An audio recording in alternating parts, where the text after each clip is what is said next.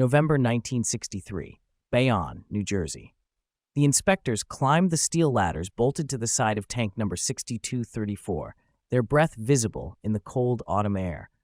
Below them stretched the industrial waterfront, a maze of pipes, valves, and massive cylindrical storage tanks that held what the paperwork claimed was 1.8 billion pounds of soybean oil, the largest vegetable oil inventory in American history. When they dropped their weighted measuring tapes into the darkness, the instruments confirmed what they expected: oil. Golden, viscous soybean oil floating exactly where it should be. They never thought to check what lay beneath. By the time they discovered the water, millions of gallons of ordinary seawater filling tank after tank, Wall Street had already lost $180 million. The man who built this empire of nothing lived in a modest Bronx apartment and sponsored youth bicycle races. He convinced the most sophisticated financial institutions in the world to bet everything on tanks that contained almost nothing at all. Anthony DeAngelis understood something fundamental about trust. It floats. The story begins 2 decades earlier in a different kind of tank farm, 1952, the Bronx. Anthony Tino DeAngelis ran a meat processing company called the Adolph Goebel Company, supplying ground beef to New York City public schools under the National School Lunch Act. The program was designed to feed America's children with surplus agricultural products, a noble Cold War initiative meant to showcase American abundance. Tino saw something else, an opportunity to exploit the gap between what inspectors verified and what actually existed. The scheme was almost embarrassingly simple. He delivered beef from unapproved, uncertified sources, meat that cost substantially less than the government-grade product he was contracted to provide. The schools paid premium prices for standard product. The difference went into Tino's pocket. For a while, it worked. The volume was high, the margins attractive, and the oversight minimal. Child nutrition programs weren't exactly the FBI's top priority. Then someone noticed. The weights didn't match the invoices. The quality wasn't what it should be. In 1953, federal inspectors shut down Adolph Goebel and barred Tino from the school lunch program. He paid a modest fine, no jail time. The government considered it a minor supply chain irregularity, a paperwork problem. Tino considered it a graduate course in institutional blindness.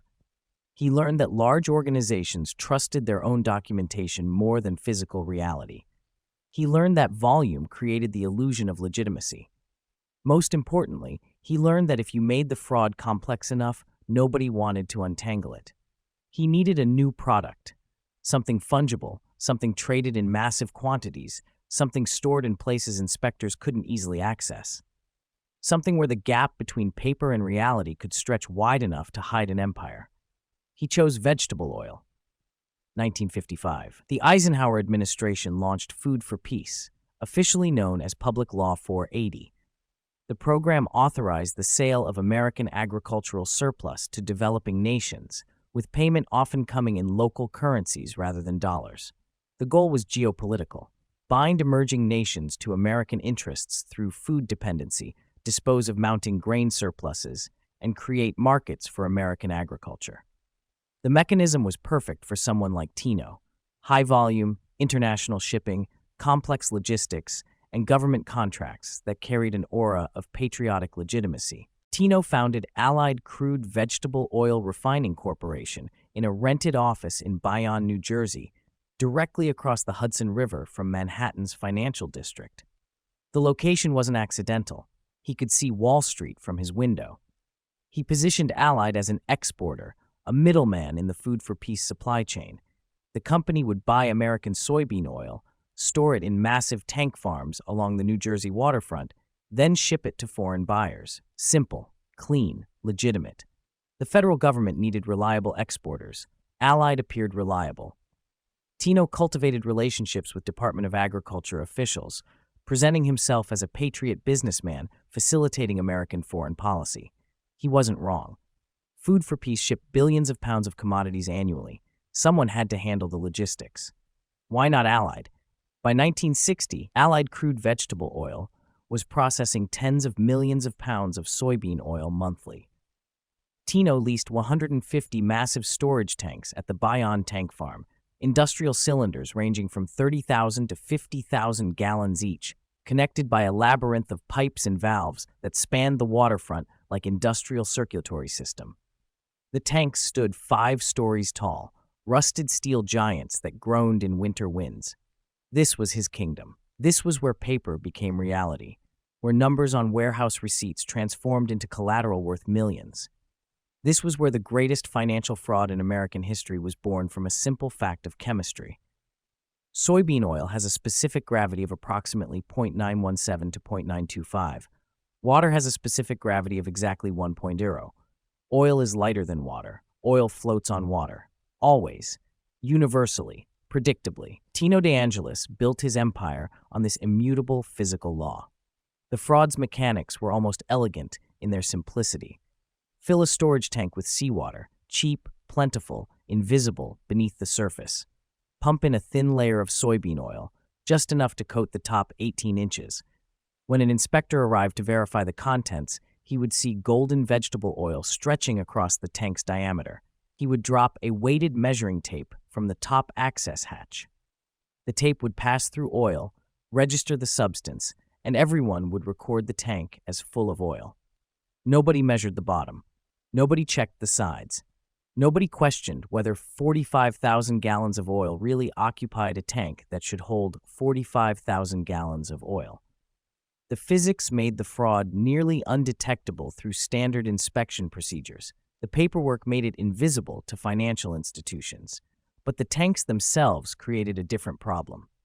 Even with fraudulent measurements, Tino could only claim as much oil as his tank farm could theoretically hold. The Bayonne facility, with all 150 tanks, had a maximum capacity of roughly 75 million gallons, approximately 600 million pounds of soybean oil. Respectable, profitable, but not enough. Tino needed more collateral, more warehouse receipts, more loans, more leverage to corner the soybean futures market. That's when he discovered the maze. The Bayonne tank farm wasn't just storage, it was infrastructure designed for rapid transfer. Pipes connected nearly every tank to every other tank, with valves and pumps allowing oil to flow from one cylinder to another. The system was designed for efficiency, receive shipments at one end, pump to storage, then pump to loading facilities when trucks or tankers arrived. Standard industrial design. Tino weaponized it. His crews discovered they could transfer oil between tanks faster than inspectors could verify them. The routine was choreographed like theater. American Express Warehousing would notify Allied that inspectors were coming to verify inventory, standard procedure before issuing warehouse receipts. Allied staff would pump the facility's actual oil supply into tanks 1 through 10. Inspectors would arrive, climb the ladders, measure tanks 1 through 10, confirm full inventory, and issue receipts. Then Allied would take the inspectors to lunch. Not a quick sandwich, a proper lunch. 2 hours at a waterfront restaurant, wine, multiple courses, stories about the shipping business and government contracts, generous hospitality from a successful businessman. While they ate, Tino's crews pumped the oil from tanks 1 through 10 into tanks 11 through 20. Emptied the first set completely, refilled the second set completely. The inspectors returned, climbed tanks 11 through 20, measured, confirmed full inventory, issued more receipts. The oil moved again, tanks 21 through 30, then 31 through 40. The same oil, cycling through the system like blood through arteries, creating the illusion of abundance through motion. One witness later described watching pipes vibrate with the flow during inspection weekends, hearing the pumps running constantly, seeing workers scrambling to reposition the supply before the next verification. The inspectors never suspected. Why would they? The tanks measured full, the samples tested correctly, the paperwork aligned. American Express Warehousing Ltd., a subsidiary of one of the most trusted financial brands in the world, certified each measurement. The receipts they issued became collateral accepted by banks from New York to San Francisco, from London to Zurich. But the receipts alone weren't enough for what Tino had planned. He needed someone to type them, someone who wouldn't ask questions, someone loyal. Josephine Salto sat at her desk on the second floor of Allied's Bayonne office, surrounded by filing cabinets stuffed with shipping manifests, government contracts, and correspondence with banks. She had worked as Tino's secretary since 1958, handling the mundane administrative tasks of a vegetable oil export business, typing letters, filing paperwork, answering phones. Routine office work for routine pay. Then Tino handed her a stack of blank American Express warehousing receipt forms. The forms were authentic, pre-printed documents provided to Allied as part of their warehousing agreement, meant to be filled out by American Express inspectors after verification. Somehow, blank forms had found their way into Allied's possession. Tino didn't explain how. He simply told Josephine to fill them out. Tank numbers, quantities, dates, signatures forged with practiced confidence. She testified later that she understood exactly what she was typing. Fraudulent receipts for oil that didn't exist, bearing the American Express name, destined to be presented to banks as collateral for loans worth millions. She typed them anyway, one after another, day after day, creating paper wealth from nothing. When federal prosecutors asked why she participated, her answer was direct. Tino paid her salary. She was loyal. She didn't see herself as a criminal architect, just a secretary following orders. The receipts flowed into the financial system like counterfeit currency. Banks accepted them because American Express issued them. American Express issued them because their inspectors verified the inventory. Their inspectors verified the inventory because the tanks measured full. The tanks measured full because oil floats on water. By late 1962, Allied Crude Vegetable Oil had borrowed against warehouse receipts, claiming 1.8 billion pounds of soybean oil. The actual inventory was approximately 110 million pounds. The gap between paper and reality had reached 1.69 billion pounds, roughly $150 million worth of oil that existed only in filing cabinets and bank vaults. Tino wasn't just defrauding his creditors anymore. He was preparing for something bigger. American Express Corporation in 1963 was a financial icon. Founded in 1850, it had survived panics, crashes, and wars by building something more valuable than capital: trust. Travelers' checks bearing the American Express name were accepted worldwide. The company's credit card business was expanding rapidly. The brand meant security, reliability, verification. In 1962, American Express Warehousing Ltd., a minor subsidiary tasked with field warehousing operations, was struggling. The division provided secured lending against physical commodities, inspecting and certifying inventory that companies used as collateral. It was supposed to generate steady profits from inspection fees and storage charges. Instead, it was bleeding money. The parent company handed down a target: turn a $500,000 profit in 1963. Not a suggestion, an order. American Express Warehousing needed clients, large clients, high-volume clients who would generate enough fees to meet that target. Tino De Angelis walked through their door like an answer to prayer. Allied Crude Vegetable Oil offered exactly what the subsidiary needed: massive inventory requiring constant verification, complex international shipping creating paperwork fees, and government contracts suggesting low risk. Tino was paying American Express Warehousing up to $20,000 weekly for inspection and certification services. For a struggling division, that was salvation. The relationship deepened. American Express Warehousing assigned dedicated staff to Allied's account. They hired custodians to monitor the Bayonne facility, employees who were technically American Express representatives, but who worked on site at Allied's tank farm, many of them recommended by Tino himself. The arrangement was meant to streamline verification. Instead, it created a system where Allied effectively controlled its own inspectors. Risk committees reviewed the arrangement, legal departments signed off, internal auditors examined the procedures and found them adequate. Everyone followed protocol. The paperwork was immaculate. The receipts listed tank numbers, quantities, dates, inspector signatures, everything required by banking regulations. American Express's blue-chip reputation backed every document. Nobody asked the fundamental question: is there actually oil in those tanks? The question seemed absurd. American Express had inspectors on site. The tanks measured full. Allied had government contracts. Tino De Angelis was processing tens of millions of pounds of oil monthly through legitimate channels. The volume was real. The shipping manifests were real. The export documentation was real. The fraud worked because most of it was real. That's what made it invisible. 51 financial institutions accepted Allied's collateral. Ira Hopton Company, a respected Wall Street brokerage, extended increasingly large credit lines for futures trading.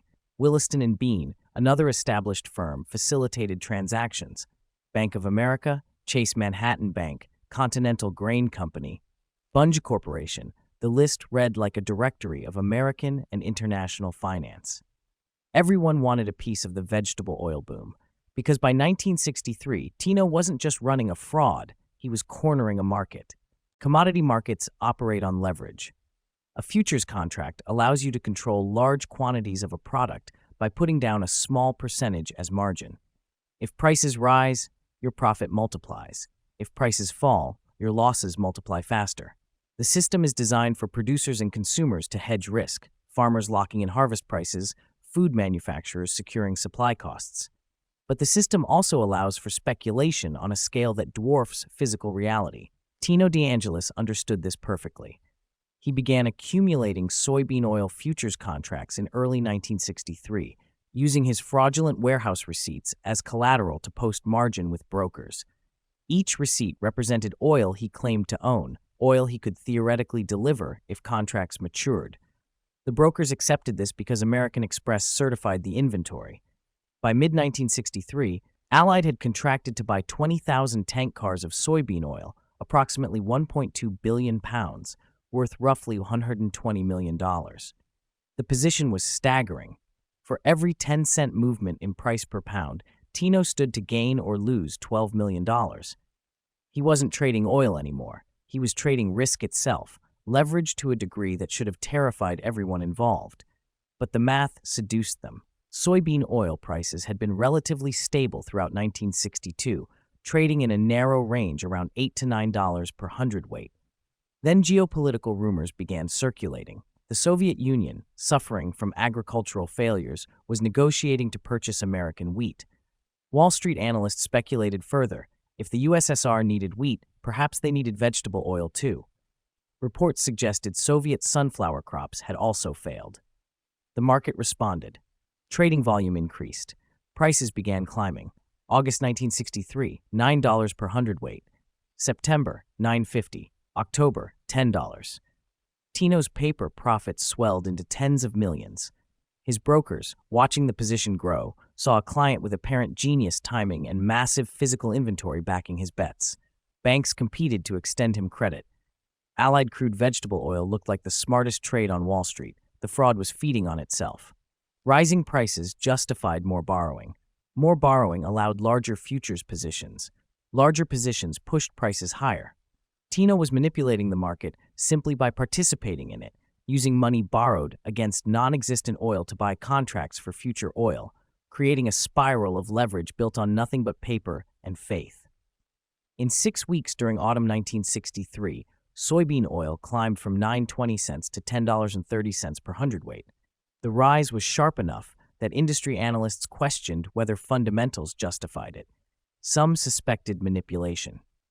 The Commodity Exchange Authority received internal warnings that Allied's position was impossibly large, that the volume represented nearly 1/3 of total American soybean oil inventory. The numbers didn't make sense. But Tino had warehouse receipts from American Express. He had government contracts. He had relationships with major trading houses. When questioned, he provided documentation. The documentation satisfied regulators who didn't want to disrupt a market that was, technically, functioning. Then the United States Senate entered the equation. November 15, 1963, Washington, D.C.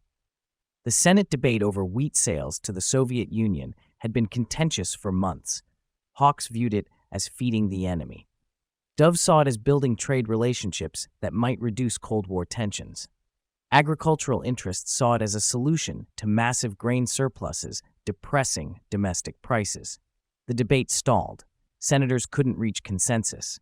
The wheat deal was suspended, pushed to future sessions, effectively killed for the current term.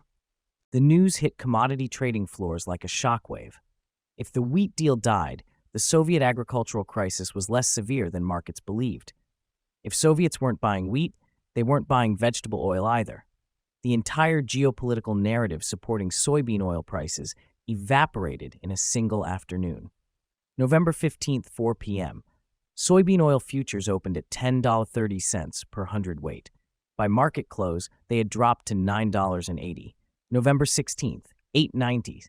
November 17, November 18, 7.60.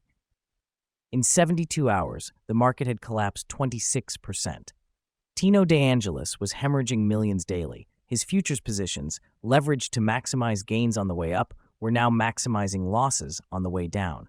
The brokers who had eagerly extended credit were now demanding margin calls. Ira Hopton Company, holding the largest exposure to Allied's positions, calculated that Tino needed to post an additional $14.1 million in margin immediately to cover his contracts. The calls came in frantically. Haupt's brokers needed the money. They needed it now. The exchange rules were absolute: cover the margin or liquidate the position. Tino couldn't make the payment. He called lenders who had trusted him for years. They declined. He tried to move money between Allied's various corporate entities. There wasn't enough. He approached banks with new collateral. They were starting to ask questions. The machinery that had produced endless credit was suddenly, catastrophically, jammed. Ira Hopton Company faced a terrible choice. As Allied's broker, Haupt was responsible for the contracts. If Tino defaulted, Haupt had to cover. The firm scrambled to borrow $30 million from American and British banks, using their own capital and reputation as collateral. They believed they could cover the positions, wait for the market to stabilize, and recover. The market didn't stabilize. Soybean oil continued falling. November 19, 1963. Allied Crude Vegetable Oil Refining Corporation filed for bankruptcy. The New York Produce Exchange halted all trading in cottonseed oil and soybean oil futures to prevent panic liquidation. Ira Hopton Company suspended operations, unable to meet its obligations. Williston and Bean, another brokerage caught in the spiral, faced capital depletion so severe it was forced into emergency merger with Walston and Company. The creditors, 51 financial institutions holding Allied's warehouse receipts, finally sent auditors to Bayonne. They climbed the steel ladders. They dropped their measuring tapes into the tanks. This time, they didn't stop at the surface. They took core samples. They measured from the bottom. Tank 6234, water. Tank 6235, water. Tank 6236, a thin film of oil floating on seawater. The auditors worked through the night, checking every tank in the facility, their disbelief turning to horror as they documented the scope. Receipts claimed 1.8 billion pounds of soybean oil. Physical inventory, approximately 110 million pounds. The shortage was worth $150 million.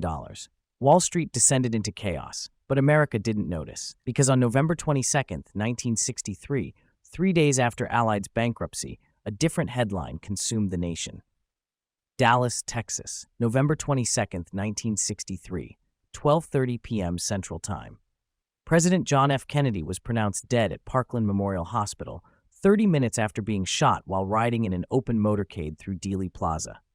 The news interrupted every television broadcast, every radio program, every normal function of American life. The New York Stock Exchange faced an unprecedented decision. The president was dead. Nobody knew if this was an isolated act or the beginning of something larger. Panic selling had already begun. 2.6 million shares traded in the first 27 minutes after the shooting, the Dow Jones Industrial Average dropping 24 points before exchange governors voted to close early. It was only the third time in history the NYSE had closed due to crisis. The nation entered a period of mourning and uncertainty. Television networks canceled all regular programming. Newspapers ran front-page coverage of nothing but the assassination, the aftermath, the questions.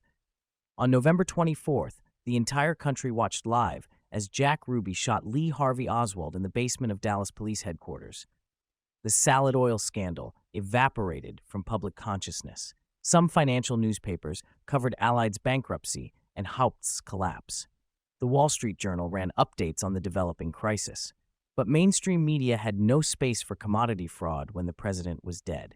The biggest financial scandal of the decade was buried under the biggest tragedy of the generation. The timing was almost impossibly unfortunate for Allied's creditors. 3 days separated Allied's bankruptcy from Kennedy's assassination. Just enough time for initial news coverage, not enough time for sustained public attention. Then the assassination dominated everything. By the time normal news cycles resumed weeks later, the bankruptcy proceedings were already underway. The immediate crisis contained, the story rendered old news.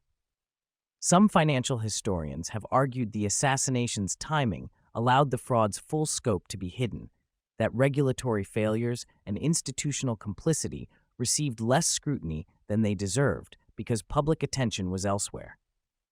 Others suggest the distraction helped prevent broader panic, that revealing the depth of Wall Street's exposure to an obvious fraud might have triggered larger financial crisis during already traumatic circumstances. What's certain is that American Express faced catastrophic liability at the worst possible moment. The legal question was deceptively simple. Was American Express Corporation responsible for the fraudulent warehouse receipts issued by its subsidiary, American Express Warehousing Limited? Legally, the answer was ambiguous. Corporate structure provided some separation. The parent company could argue the subsidiary was a distinct entity, responsible for its own liabilities. But morally, the answer was clear. American Express's name was on every receipt. Banks had lent money trusting that name. If American Express walked away, its reputation, the foundation of a trust-based business, would be destroyed. Claims flooded in. 43 companies filed suits demanding American Express make good on the fraudulent collateral. The total claimed exceeded $100 million. The company's stock price, which had been trading around $65 before the scandal broke, collapsed to $35, a 46% loss. Nearly $58 million in market capitalization evaporated. Howard L. Clark, American Express's president, faced the most important decision of his career. The legal team advised he could fight. The finance team calculated the company could survive walking away. But Clark understood something deeper. American Express didn't sell products. It sold trust. Travelers' checks worked because people trusted the American Express name. Credit cards worked because merchants trusted the American Express guarantee. If the company abandoned its obligations now, that trust would shatter permanently. Clark made a public statement. American Express was morally bound to do everything it can to satisfy creditors, not legally required, morally bound. Not all shareholders agreed. Some filed suits arguing Clark was wasting corporate assets on obligations the company didn't legally owe. The board faced pressure to limit losses and protect shareholder value. But Clark held firm. American Express negotiated settlements, ultimately agreeing to pay approximately $60 million to resolve claims, roughly 60 cents on the dollar. The decision was expensive. It was also correct. American Express's core businesses, travelers' checks, credit cards, financial services, remained intact because the brand remained intact. The company survived. Its reputation, battered but not destroyed, slowly recovered. One investor understood this immediately. Warren Buffett, operating out of Omaha, Nebraska, ran an investment partnership that managed roughly $17 million in 1963. He was 33 years old, already wealthy but not yet famous, known primarily within value investing circles as a student of Benjamin Graham's philosophy. Buy assets trading below intrinsic value, hold until the market recognizes the value, profit from the gap. Buffett had been watching American Express for years. The company's core business fascinated him, a payments network built entirely on trust, generating fees from float. Travelers' checks were prepaid currency. The company held the money between purchase and redemption, earning interest on the float. Credit cards generated transaction fees while building customer loyalty. These weren't commodity businesses. They were franchise businesses, protected by brand reputation and network effects. The salad oil scandal made American Express stock cheap, very cheap. The market was pricing in catastrophic liability and reputational destruction. Buffett saw something different. He conducted his due diligence in characteristic fashion, direct observation. He visited restaurants and retailers, watching how customers used American Express cards and travelers' checks. He asked whether the salad oil scandal had changed behavior. The answer was uniformly no. Consumers didn't care about warehousing subsidiary liability. They cared about whether their travelers' checks worked and their credit cards were accepted. The scandal was real. The financial damage was real, but it was also temporary. The core business, the franchise, the brand trust, the payment network, remained fundamentally unaffected. In early 1964, while Wall Street panicked and regulators investigated, Buffett began accumulating American Express shares. He eventually purchased approximately 5% of the company for roughly $20 million, about $1.50 per share on a split-adjusted basis. The position represented 40% of his partnership's total assets. It was the largest concentration Buffett had ever held, a massive bet that the market was wrong about permanent damage. He was correct. American Express stock began recovering as the settlement terms became clear and the core business continued performing. By the time Buffett fully exited the position in 1968, shares were trading around $5 split-adjusted. The partnership had made approximately 3.3x on its investment. The absolute return was substantial, but more importantly, the position validated Buffett's approach. Identify quality franchises trading at distressed prices, verify the distress is temporary rather than terminal, accumulate aggressively, hold patiently. The salad oil scandal became a landmark case study in Buffett's investing career, referenced in partnership letters and later interviews as an example of how crisis creates opportunity for those who can distinguish between temporary panic and permanent impairment. Tino De Angelis, meanwhile, faced a different kind of future. Federal prosecutors moved quickly. The evidence was overwhelming. Fraudulent warehouse receipts, falsified inspection reports, testimony from Josephine Salto detailing the creation of fake documents, physical evidence from the Bayonne tanks proving the inventory fraud. Tino couldn't claim misunderstanding or accounting error. The scheme was deliberate, systematic, and massive in scale. The charges included conspiracy, fraud, transporting fraudulent securities in interstate commerce, and multiple counts of making false statements. If convicted on all counts, Tino faced up to 185 years in federal prison. The trial itself was almost anticlimactic. The prosecution presented clear evidence. The defense had no credible explanation. How do you explain 1.7 billion pounds of missing oil?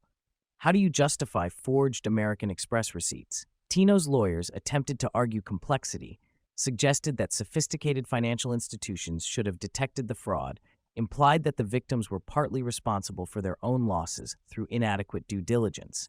The jury wasn't persuaded. Conviction on multiple counts.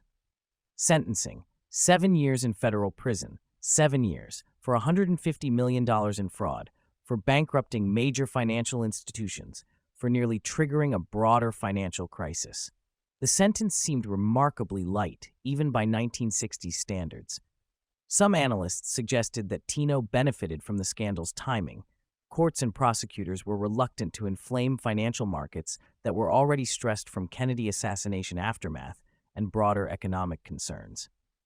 Others noted that white-collar crime sentencing in that era was generally lenient compared to later decades.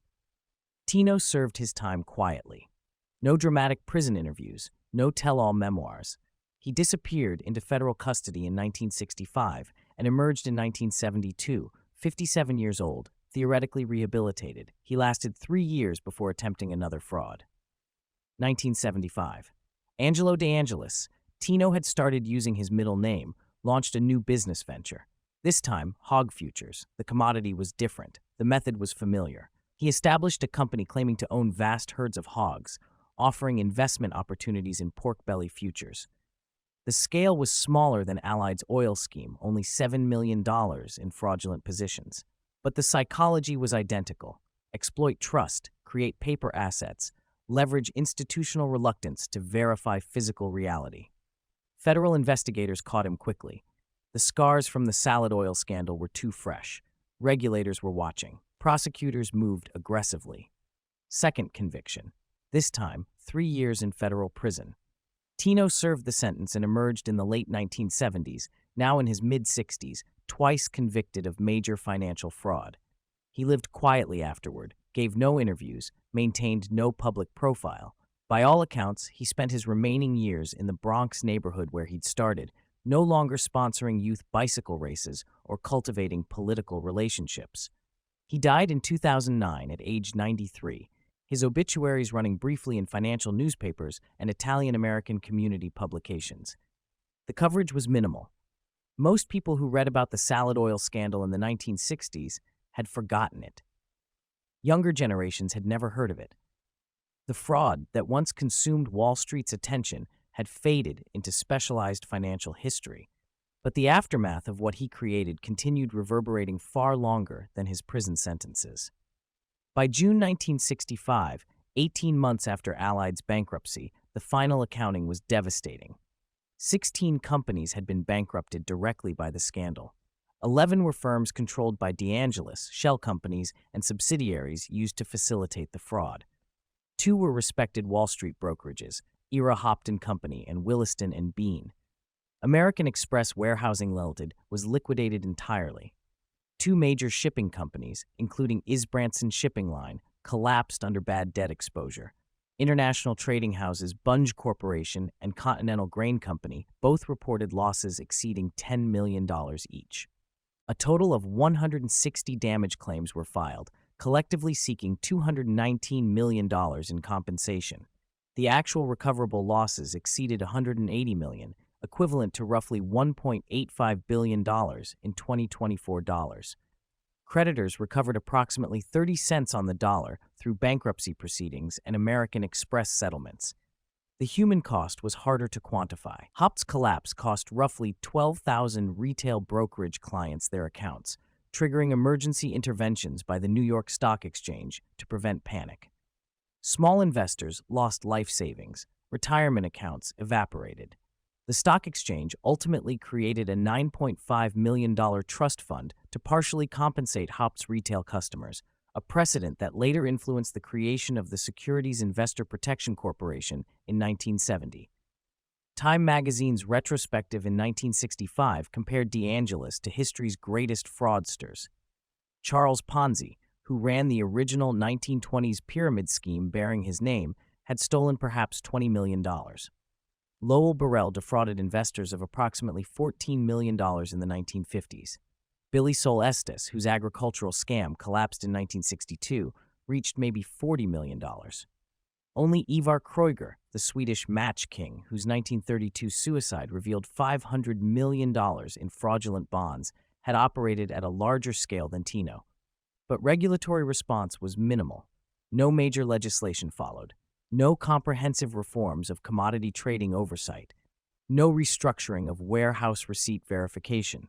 The Commodity Exchange Authority, which had received warnings about Allied's positions but claimed lack of enforcement power, faced no consequences. American Express settled claims but admitted no wrongdoing. The banks that accepted obviously inflated collateral claimed they relied on American Express's certification. Everyone blamed everyone else. Nobody accepted systemic responsibility. Some financial historians argue the lack of reform made later crises inevitable. The savings and loan scandal of the 1980s, the Enron collapse of 2001, the subprime mortgage crisis of 2007-2008, all involved similar patterns: fraudulent valuation of assets, institutional willingness to accept documentation over reality, leverage amplifying initial deception, and regulatory failure to enforce existing rules until collapse was inevitable. The salad oil scandal demonstrated that sophisticated financial institutions could be deceived by elementary fraud, that reputation substituted for verification, and that complexity served as camouflage for theft.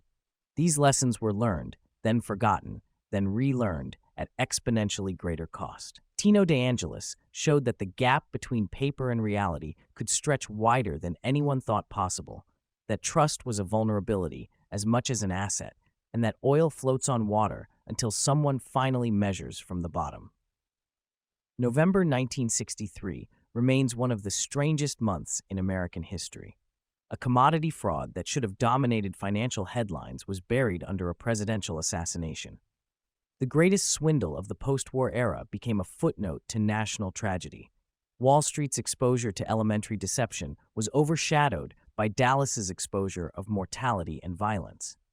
The bankruptcy of Allied Crude Vegetable Oil Refining Corporation and the assassination of John F. Kennedy weren't connected except by calendar.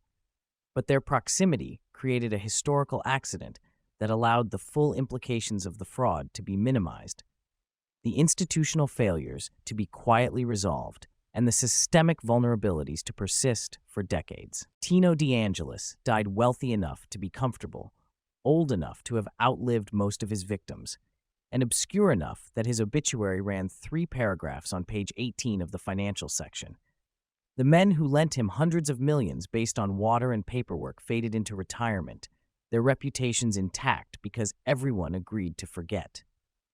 American Express survived and thrived, its stock eventually multiplying 50-fold from the crisis lows, validating Warren Buffett's contrarian bet and cementing his reputation as an investor who could see value through chaos. The tanks still stand at Bayonne. Not the original structures, those were demolished and replaced, but industrial storage facilities still occupy the waterfront where Tino built his empire of nothing. Trucks still arrive with legitimate cargo, ships still dock to load real oil. The legitimate business continues. But on quiet afternoons, when the wind comes off the Hudson River and the steel groans in the cold, when inspectors climb ladders to verify inventory and drop weighted tapes into darkness, perhaps they remember, even if they've never heard the story, that trust floats until someone checks what lies beneath.